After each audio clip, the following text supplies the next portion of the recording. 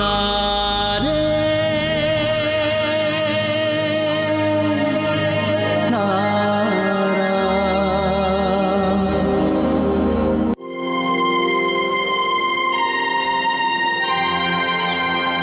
தவறுக்கு நான் உங்ககிட்ட மன்னிப்பு கேட்கல. உங்க மனசை நான் ரொம்ப காயப்படுத்திருக்கேன்னு எனக்கு தெரியும். உங்களை நான் ஏமாத்திட்டேன்னு நீங்க என்ன தப்பா நினைக்கலாம். உங்களை நான் அவமானப்படுத்திருக்கேன். ஒருவேளை நான் உங்களை கல்யாணம் பண்ணியிருந்தேன்னா உண்மையிலேயே உங்களுக்கு அதுதான் ஏமாற்றம். ஏன்னா நீங்க கல்யாணம் ஆனவங்க தெரியும். அந்த விஷயம் உங்களுக்கு முதலே தெரியும்ல. எனக்கு ஏற்கனவே தெரியும் தான். ஆனா அன்னைக்கு அக்னி சாட்சியா கல்யாணம் நடக்கும்போது என்னால் அதை ஏத்துக்க முடியல. அன்னைக்கு தான் எனக்கு தெரிய வந்தது என்னோட மனசு, என்னோட ஆத்மா இன்னொருத்தருக்கு சொந்தம்னு. இப்போ நீங்களே சொல்லுங்க, மனசுல ஒருத்தரை நினைச்சுக்கிட்டு என்னால எப்படி உங்களோட வாழ முடியும்? ஒருவேளை நமக்கு கல்யாணம் ஆயிருந்தா கண்டிப்பா உங்க வாழ்க்கை கெட்டு போயிருக்கும். உங்க நிலைமை எனக்கு புரியுது. நீங்க உண்மையதான் சொல்றீங்கன்னு உங்க கண்ணை பார்த்தாலே தெரியுது. நான் உங்களை ரொம்ப மதிக்கிறேன். உண்மையதான் சொல்றேன். எனக்கு உங்க மேல எந்த வருத்தமும் இல்லை. நீங்க ஜாக்கிரதையா இருங்க.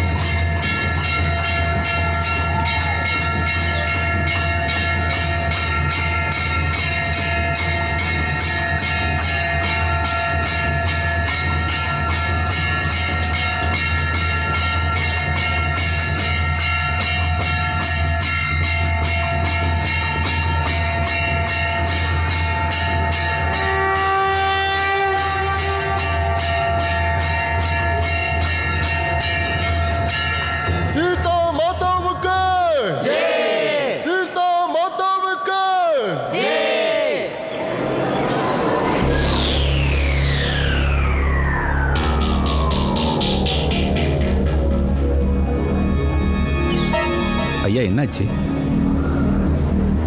என்னாச்சா? வாங்க என் கூட காமிக்கிறேன். வாங்க.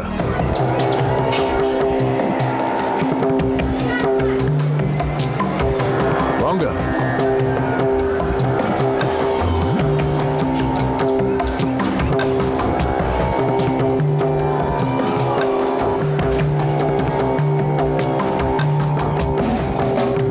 இத பாருங்க. அவ உச்சி நெத்தியில எதுக்காக குங்குமம் வச்சிருக்கா?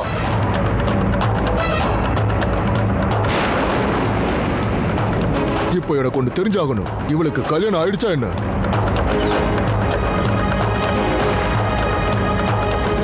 ஆமா, உங்க எல்லாருக்கும் முன்னால அவ ஒரு குற்றவாளி தான்.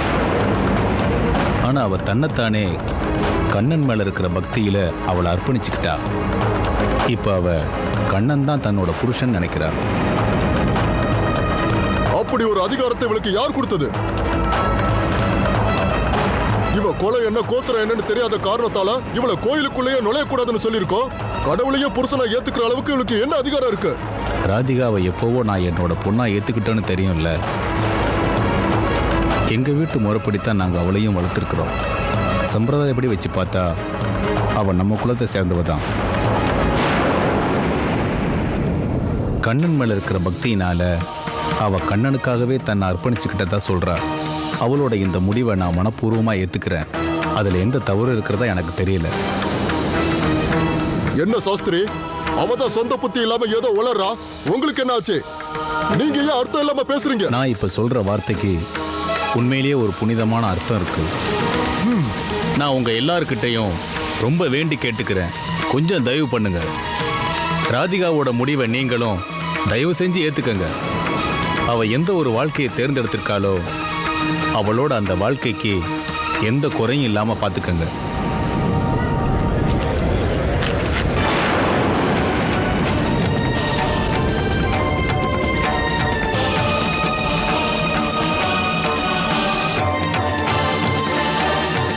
இருக்கிற பாசத்தால குருடாயிட்டீங்களா சாஸ்திரி?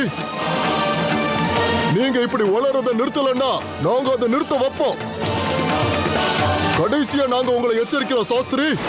இதுக்கு மேல இவன் நெத்தியில குங்குமம் வச்சுக்கிட்டு இருந்தானா இவன் இந்த பிருந்தாவனத்தை விட்டு வெளியில போகணும்.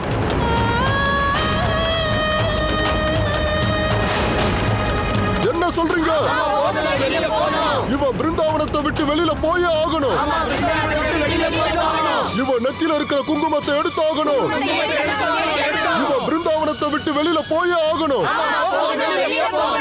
இவன் நெத்தியில இருக்கிற குங்குமத்தை எடுத்தாகணும்.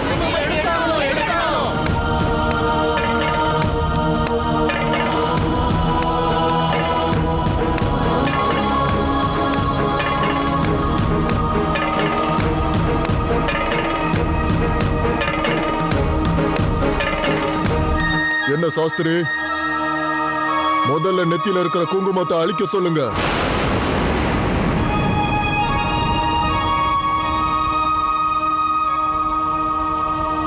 யாராவது வாங்கம்மா, அந்த குங்குமத்தை அழிச்சு விடுங்க.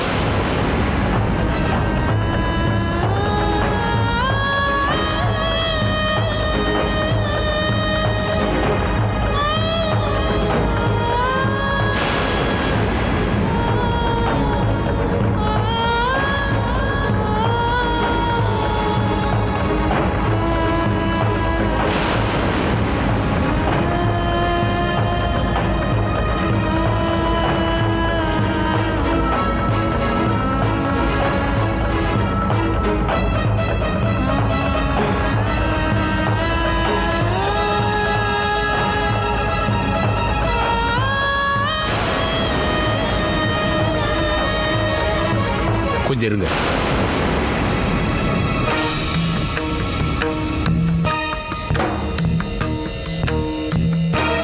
அந்த அதர்மத்தை செய்யாதீங்க சாஸ்திரி. நான் சொல்றது அதர்மம் இல்ல. அதர்மத்திலிருந்து மத்தவங்களை காப்பாத்தாதான் இப்படி சொல்றேன். ஒருத்தரோட பக்திக்கு அவனோட பக்தியில மத்தவங்க குறுக்கிடுறது அதர்மம் இல்லையா? அப்படி பண்றது அந்த கடவுளுக்கே பிடிக்காது. இதெல்லாம் தப்புன்னு உங்களுக்கு கூடவா தெரியாது? பூமியில பிறந்த எந்த ஒரு மனுஷனும் யாரை வேணாலும் தன்னோட புருஷனாவோ மனைவியாவோ ஏத்துக்கலாம். அது ஒருத்தருக்கு பிடிக்கலாம், பிடிக்காம கூட இருக்கலாம். ஆனா கடவுள் அதை எப்பவுமே வித்தியாசப்படுத்தி பார்க்கறது இல்லையே. நாம மட்டும் ஏன் பார்க்கணும்?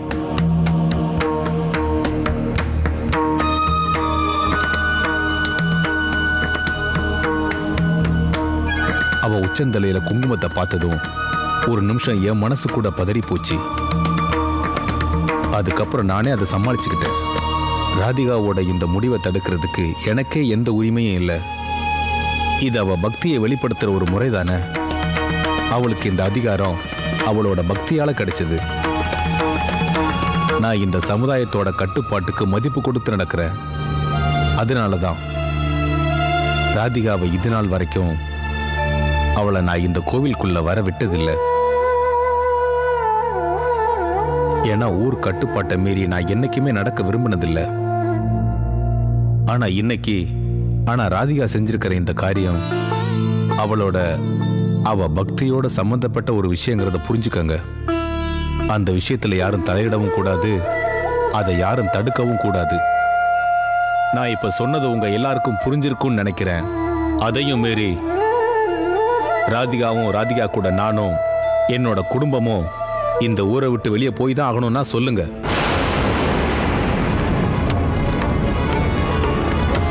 இந்த நிமிஷமே நாங்க எல்லாரும் இந்த ஊரை விட்டு வெளியே போறோம். வாங்கம்மா, வராதிகா. நில்லுங்க சாஸ்திரி.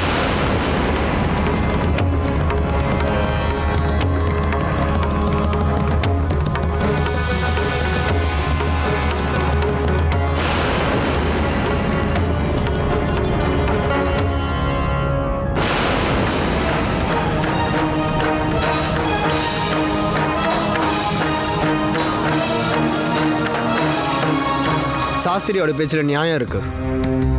அவரை பத்தி எனக்கு நல்லாவே தெரியும். இத்தனைக்கும் அவர் எனக்கு பழக்கம் இல்லை. ஆனா உங்களுக்கு, உங்க எல்லாருக்கும் அவரை ரொம்ப வருஷமாவே தெரியுமே. அதுக்கப்புறமே ஏன் நீங்க எல்லாரும் அவர் பேசுறத புரிஞ்சுக்க மாட்டேங்கிறீங்க? முதல் தடவை ராதிகாவை பார்க்கும்போது எனக்கு புரியல. ஆனா இன்னைக்கு ராதிகாவுக்கு கண்ண மேல இருக்கிற பக்தி இந்த பிருந்தாவனம் பூராவும் தெரியும். நீங்க எல்லாரும் ராதிகாவையும் ராதிகாவோட குடும்பத்தையும் இந்த பிருந்தாவனத்தை விட்டு வெளியே போகணும்னு சொன்னீங்கன்னா முதல்ல நீங்க ஒரு விஷயத்தை பண்ணணும். ராதிகா மனசுல இருக்கிற கண்ணனோட பக்தியை எடுக்கணும். சொல்லுங்க, உங்களால ராதிகாவோட மனசுல இருக்க கண்ணனோட பக்தியை எடுக்க முடியுமா?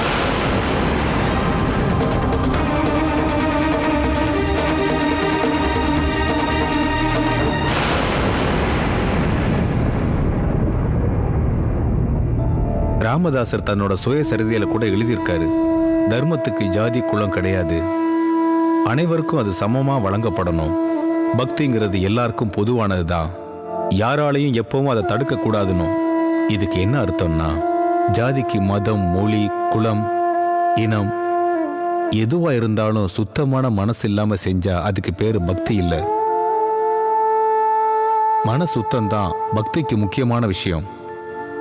அதுதானே இங்கேயும் நடக்குது. சாஸ்திரி சொல்றது சரிதான். நம்ம ராதிகாவோட பக்தியை மதிக்கணும்ல. அட, அவளால நமக்கு எந்த பிரச்சனையும் வரலங்கும் போது நாம எதுக்காக அவகிட்ட வீணா பிரச்சனை பண்ணணும்? யாராவது நல்லது நினைச்சாங்கன்னா நாம அவங்களுக்கு உதவி பண்ணத்தான் பார்க்கணும். இவங்க பக்தியை தடை பண்ணி கடவுளோட கோபத்துக்கு ஆளாகணுமா?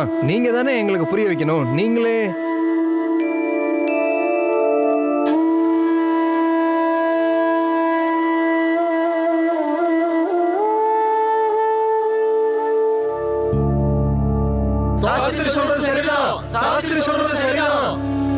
அமைதியா இருங்க. நான் உங்க எல்லாருடைய நல்ல எண்ணத்துக்கும் மரியாதை கொடுக்கணும்னு நினைக்கிறேன். ராதிகா இப்படி நெத்தியில குங்குமம் வச்சுக்கிட்டு சுத்துறதுல உங்களுக்கு யாருக்குமே ஆட்சேபனை இல்லைன்னா எனக்கு மட்டும் என்ன ஆட்சேபனை?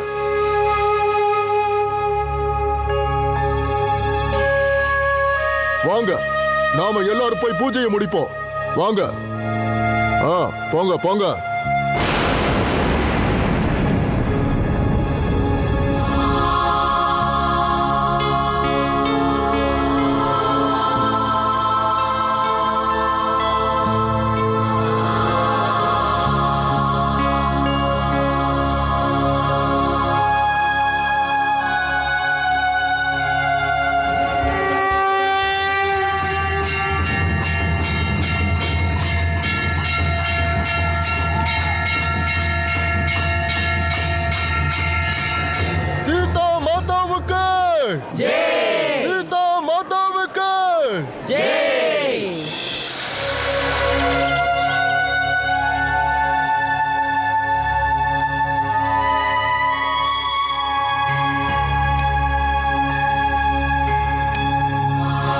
சாஸ்திரி ஐயா, என்ன விஷயம் தம்பி? என்கிட்ட ஏதாவது பேசணுமா? நான் உங்ககிட்ட இப்ப ராதிகாவை பத்தி முக்கியமான விஷயம் உங்ககிட்ட பேசணும். அன்னைக்கு ராதிகா கல்யாணத்தை அப்படி தடுத்து நிறுத்தினது எனக்கு கோவம்தான். அதுக்கப்புறம் அவளை பத்தி புரிஞ்சுக்கிட்டதும், அவ பக்தியை பத்தி தெரிஞ்சுக்கிட்டதும், அவ நல்ல குணத்தை பத்தி புரிஞ்சுக்கிட்டதும் என் மனசு மாறிடுச்சு. நான் உங்ககிட்ட ஒரே ஒரு விஷயத்தை பத்தி தான் சொல்ல விரும்புறேன். நான் இப்ப கூட ராதிகாவை கல்யாணம் பண்ணிக்க தயாரா இருக்கேன். அதாவது நான் இன்னொரு முறை முயற்சி பண்ணலான்னு இருக்கேன். ஆனா அது எனக்கு தெரியும் ஐயா. நான் ஒத்துக்கிறேன், ராதிகாவோட பக்திக்கு அது தடையா இருக்கும்னு. ஆனா ராதிகாவை பார்த்ததுக்கு அப்புறம், அவங்க கிட்ட பேசினதுக்கு அப்புறம் என்னால புரிஞ்சுக்க முடிஞ்சது, அந்த பக்திக்கும் சந்நியாசத்துக்கும் பெரிய வித்தியாசம் இல்லை. ஆனா ஒண்ணு, நான் உங்ககிட்ட கெஞ்சி கேட்டுக்கிறேன், நீங்க இதுக்கு எந்த தடையும் சொல்லாதீங்க. எனக்கு இதுல எந்த தடையும் இல்லை. இப்ப நீ எடுத்திருக்கிற இந்த முடிவு உண்மையிலேயே ரொம்ப நல்ல முடிவுன்னு தான் நானும் நினைக்கிறேன். இதுல உனக்கு அனுமதி கொடுக்க வேண்டியது நான் இல்லப்பா. ராதிகா உன்னை கல்யாணம் பண்ணிக்கிறதுக்கு சரின்னு சொல்லிட்டா நான் என்ன சொல்ல போறேன்? உண்மையிலேயே இது எனக்கு சந்தோஷமான விஷயம் தானே. நல்லா இருப்பா.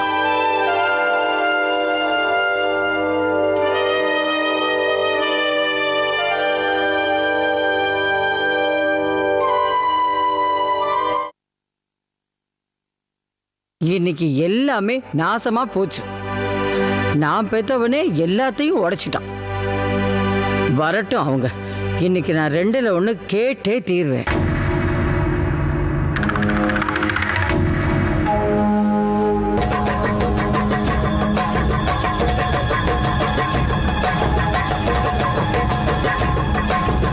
இப்போ ஆசை நிறைவேறிச்சா?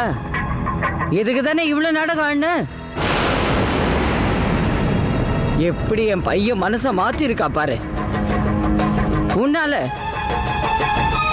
உன்னால எல்லாரும் இந்த ஊரை விட்டு போக வேண்டிய நிலைமை வந்துச்சுல்ல. அது மட்டும் நடந்திருந்துச்சுன்னா நான் அப்படியே போற வழியிலே யமுனாத்துல குதிச்சு செத்து போயிருப்பேன். அதானடி வேணும் உனக்கு? என்னம்மா இது?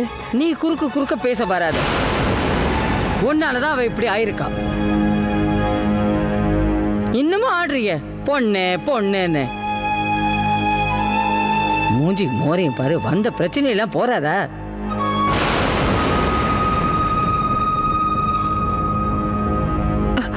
அம்மா ஏமா இப்படி எல்லாம் பேசுறீங்க? உண்மையை சொன்னா யாருக்குமே உடம்புதான் எரியும். நான் எப்பவோ சொன்னேன், யாரும் என் பேச்ச கேட்கல.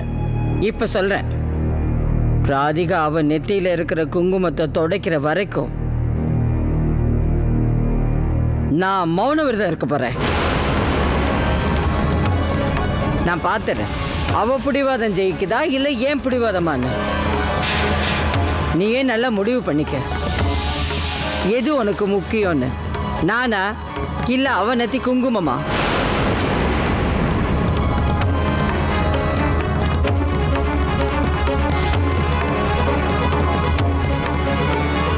அம்மா எல்லாரும் பேசி முடிவு பண்ணுது. நாம ஏன் அதை பத்தி பேசிக்கிட்டே இதுக்கு மேல என்கிட்ட எதுவுமே பேசாத. யார் சொன்னாலும் நான் கேட்க போறதா இல்ல. இவ குங்குமத்தை அழிக்கணும். இல்ல நம்ம மௌன விரதம். அவ்வளவுதான், நம்ம மௌன விரதம்.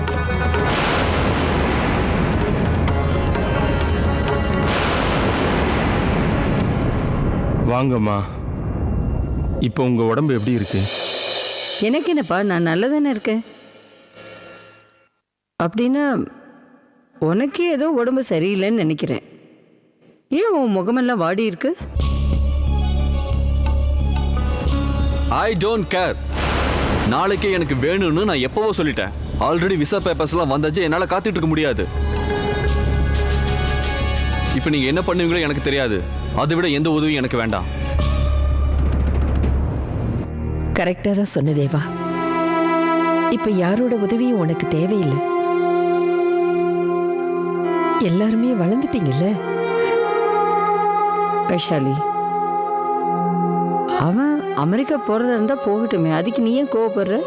அங்க போனாதான் அவனுக்கு சந்தோஷம் கிடைக்கும்னா அவன் போகட்டும். அவனோட சந்தோஷம் தானே நமக்கு முக்கியம்.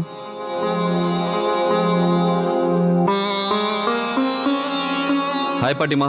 Hi dad. Hi mom. Hello Deva. Hello. Hi அண்ணி. என்னாச்சு உங்களுக்கு? கேட்டு வாங்க வேண்டி இருக்கு. ஹலோ சொல்ல மாட்டீங்களா? ஆக்சுவலி நீங்க எனக்கு வணக்கம் தான் சொல்லணும். தேவா, நீங்க அமெரிக்கா போறதுக்குள்ள எனக்கு 2-3 இங்கிலீஷ் வார்த்தை சொல்லி தரீங்களா? நிறைய பேர் நினைச்சிட்டு இருக்காங்க எனக்கு இங்கிலீஷே வராதுன்னு, நான் நாட்டுப்புறன்னு. அதுல என்ன தப்பு இருக்கு? ரீனா, என்ன பாட்டிமா, வெள்ளைக்காரங்கன்னு சொல்றோம். அவங்க யாரும் தப்பா எடுத்துக்கலையே. கிராமத்துல இருந்து வந்தா நாட்டுப்புறம் தானே. அதுல என்ன தப்பு இருக்கு? மிஸ்டர் வாசு, அண்ணி, நீங்க போய் எங்களுக்கு ஏதாவது கொண்டு வரீங்களா? இங்கே நின்று எங்க மூஞ்சிய பாத்துட்டு இருக்காம. சரி. வாசு, விவேக்கு கூட்டு வா. சரி. கடவுளே, என்னை மட்டும் காப்பாத்து. சுஷி, அர்ஜுன் எங்க காணோம்? அட, அவன் எங்க போக போறான்னு? எங்கேயாவது நல்லா குடிச்சிட்டு கீழே விழுந்து கிடக்க போறான். எனக்குன்னு இருக்கிறது ஒரே ஒரு பையன், அவனும் இப்படி தறி கட்டு போயிட்டான். தேவா, அப்பா, உனக்கு டிக்கெட் வந்துருச்சா? டாட், நாளைக்கு மார்னிங் வந்துடும்.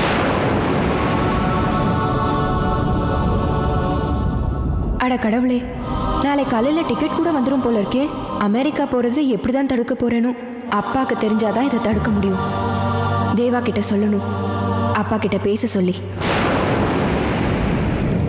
ஏமா இப்படி பண்றீங்க? எதுக்காக இந்த பிடிவாதம்? நீங்க இந்த மாதிரி இருந்தா எங்களுக்கு தானே கஷ்டம். அப்படின்னா நீ கூட என்ன புரிஞ்சுக்கல. எனக்கு மட்டும் கஷ்டமா இல்லையா? மானம் மரியாதைன்னு ஒண்ணு இருக்குல்ல. அம்மா, நான் அதெல்லாம் இல்லைன்னு சொல்லல. நான் என்ன சொல்ல வரேன்னா, அதான் ஏற்கனவே பேசி எல்லாரும் ராதே ராதே.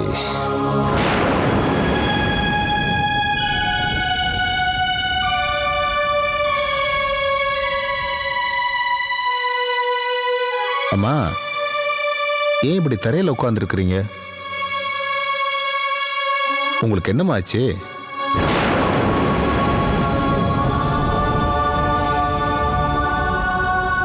எனக்கு அது அம்மா மௌன விரதம் இருக்காங்க. ராதிகா அவ நெத்தியில இருக்கிற குங்குமத்தை எடுக்கிற வரைக்கும் அவங்க மௌன விரதமா.